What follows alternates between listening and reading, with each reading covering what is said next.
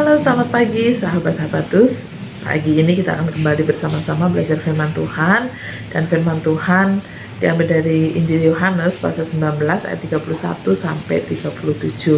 Silahkan dibuka di Alkitabnya masing-masing. Buka akan bacakan ya, Yohanes 19 ayat 31 sampai 37. Demikianlah bunyi firman Tuhan. Karena hari itu, hari persiapan dan Sabat itu hari yang besar, supaya pada hari Sabat mayat-mayat itu tidak tinggal tergantung pada kayu salib. Para pemuka Yahudi meminta kepada Pilatus agar kaki orang-orang itu dipatahkan dan mayat-mayatnya diturunkan.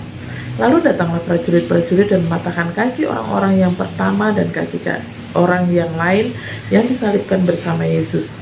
Namun ketika mereka sampai kepada Yesus dan melihat bahwa ia telah mati, mereka tidak mematahkan kakinya. Tetapi seorang dari antara prajurit itu menikam lambungnya dengan tombak dan segera mengalir keluar darah dan air.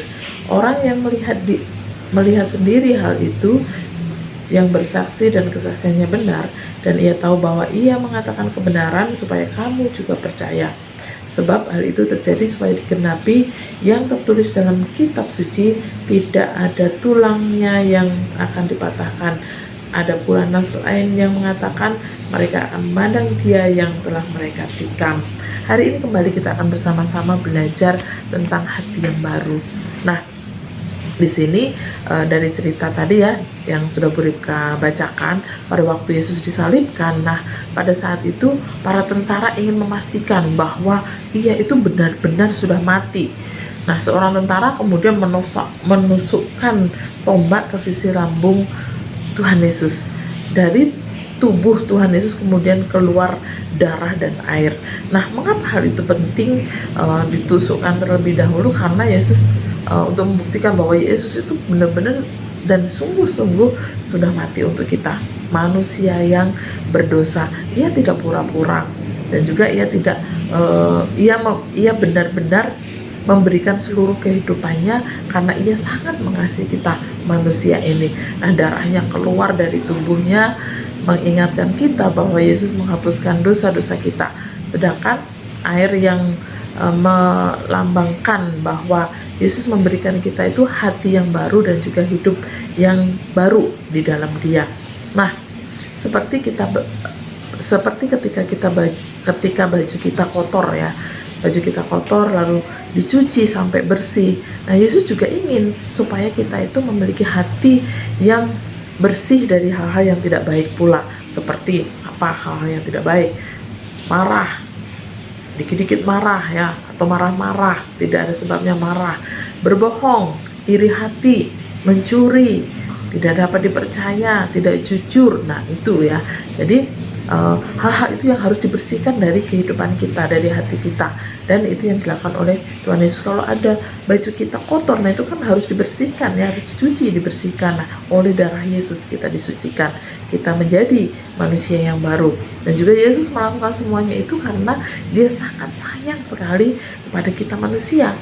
Kasihnya itu tidak akan pernah berubah dan juga tidak pernah habis dalam kehidupan kita atau bagi kehidupan kita sebagai anak-anak Tuhan. Jadi adik-adik, mari ketika kita mungkin melakukan suatu kesalahan, kamu tidak perlu takut, tapi kita harus berani mengakui di hadapan Tuhan. Tuhan, hari ini saya melakukan kesalahan. Tuhan, hari ini saya melakukan dosa. Saya mengakui di hadapan Tuhan dan saya tidak akan mengulanginya lagi. Saya bertobat di hadapan Tuhan. Nah, itu yang kita lakukan. Kita harus jujur di hadapan Tuhan. Kemudian kita datang kepada Tuhan. Tuhan, tolong bersihkan hati saya dari segala yang jahat, dari segala hal yang tidak baik, dari segala hal yang tidak menyenangkan hati Tuhan, yang tidak memuliakan nama Tuhan. Dan kita percaya, kita yakin bahwa Tuhan Yesus akan mengampuni dan memulihkan hidup kita. Mari kita menjadi anak-anak Tuhan yang memiliki hati yang terus diperbaharui di dalam kehidupan kita ya. Amin.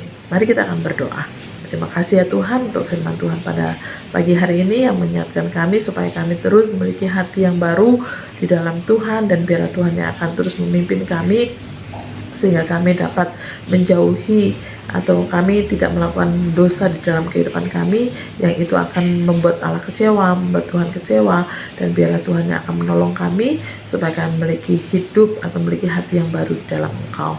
Terima kasih ya Tuhan, pimpinlah, berkatilah aktivitas kami hari ini. Di dalam nama Tuhan kami Yesus kami sudah berdoa, amin. Selamat pagi, Tuhan Yesus memberkati. Habatus